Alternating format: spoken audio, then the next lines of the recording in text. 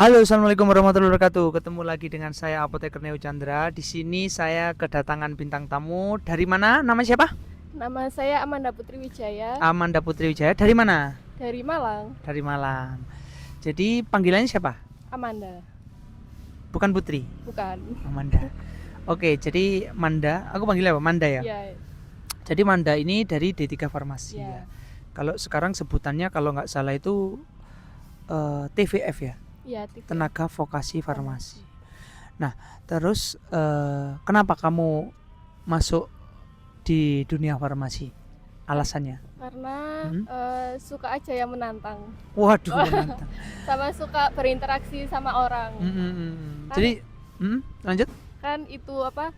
Saya itu aslinya introvert. Mm-mm. Terus saya mau mencoba gimana sih interaksi sama orang. Mm-mm. Makanya masuk farmasi. Ya. Oke. Dulu yang merekomendasikan masuk farmasi siapa? Saya itu mau sendiri. Mau sendiri ya? Ya. Oh, jadi mulai SMP gitu. Ya, Ih, mau. kok ada yang jual obat kayak gitu-gitu. Ya, Padahal dunia farmasi kan nggak cuma ya, jual jual obat. obat aja.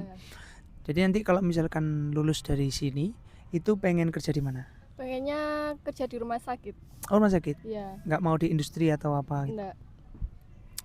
Oh iya wis. Jadi semoga nanti kedepannya mendapatkan pekerjaan yang dicita-citakan. Amin. Terus aku mau tanya dulu, susah nggak sih pelajaran farmasi itu menurut Manda? Ya susah-susah gampang sih.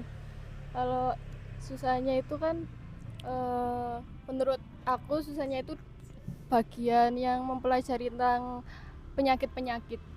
Kayak farmakoterapi gitu ya. Farmakologi juga. Farmakologi dan terapi. Oke, Ya. terus Terus yang paling gampang? paling gampang menurut saya, Mm-mm. saya suka pelajaran yang membuat sediaan. Membuat sediaan, formulasi gitu. Formulasi, iya. Pernah membuat sediaan apa? Supo, tablet, Mm-mm. terus emulsi. Oke, jadi lumayan tahu ya sediaan-sediaan. Iya. Kalau begitu kita tes ya. Ada berapa metode pembuatan sediaan solid? Karena kan tadi sudah Ya, tablet sudah tahu. Jadi ada berapa metode pembuatan sediaan solid? 3. Apa aja? Granulasi kering, granulasi basah, sama kempal langsung. Ya, pinter. Terus bedanya apa? Tahu bedanya tiga-tiganya perbedaannya apa? Itu sifat alirnya sama bioavailabilitas. Ya, jawabannya lumayan betul ya. Jadi ada kempal langsung, granulasi basah, granulasi kering. Kalau kempal langsung itu sifat alir dan kompresibilitasnya bagus. Kalau granulasi basah sifat alir dan kompresibilitasnya jelek, namun dia tahan panas dan tahan kelembapan. Kalau granulasi kering dia itu waktu alirnya buruk, kompresibilitasnya buruk, namun dia itu tidak tahan panas dan tidak tahan kelembapan. Kayak gitu-gitu. Oke, bagus sekali. Terus aku mau tanya, itu yang paling gampang ya. Yang paling susah tadi sudah. Setelah ini baru PKL di sini toh? Apa sebelumnya enggak? Baru PKL di sini. Menurut Manda PKL di sini tuh seperti apa? Senang sekali. Senang sekali ketemu Pak Neo. Apa senangnya apa? Apa Pak Neo ganteng atau ya apa? Kayak santai gitu. Oh ya, slow ya. Slow. Enggak kayak teman-teman yang lain ya. Ya. Terus? Soalnya teman-teman banyak yang ngomong ke aku kalau PKL di sini itu santai gitu. Oh, sebelumnya emang ada teman-teman yang PKL di sini? Itu kan cutting itu. Oh iya. Terus yang teman-teman yang lain PKL di tempat lain gimana? Ya banyak itu. Menangis? Iya, menangis. Banyak menangisnya. Kenapa menangis? Ya karena pekerjaannya mungkin.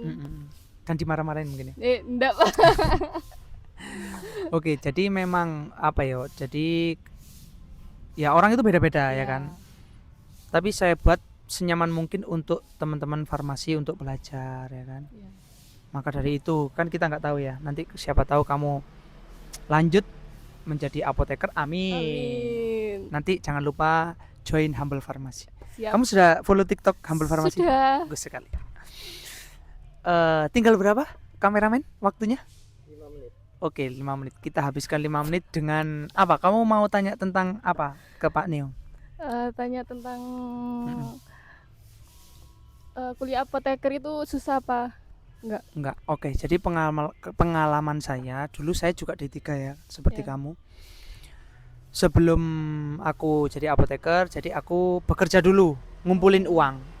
Jadi bagi teman-teman nanti kalau pengen kuliah apoteker, misalkan belum punya uang, gak apa-apa ambil D3 farmasi dulu.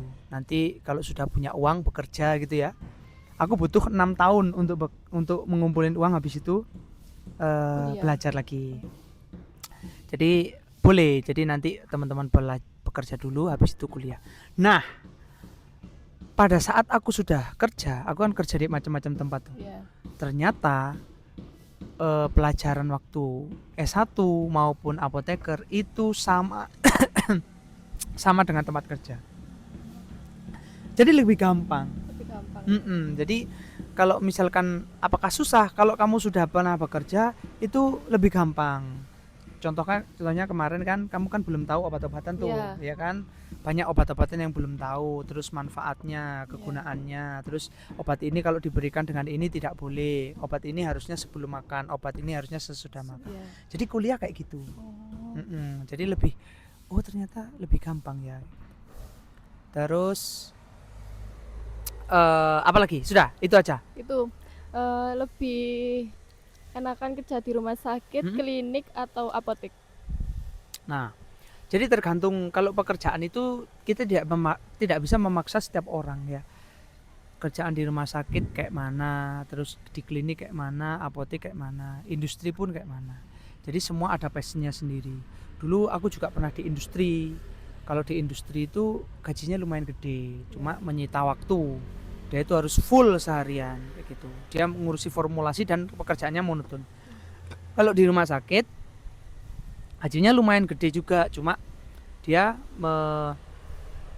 lebih ribet administrasinya. Misalkan dia harus menyiapkan nanti ada namanya akreditasi ya kan. Ya. Terus habis itu pelayanannya lebih kompleks, dari mulai farmasi, rawat inap, rawat jalan, IGD, bahkan OK kayak gitu.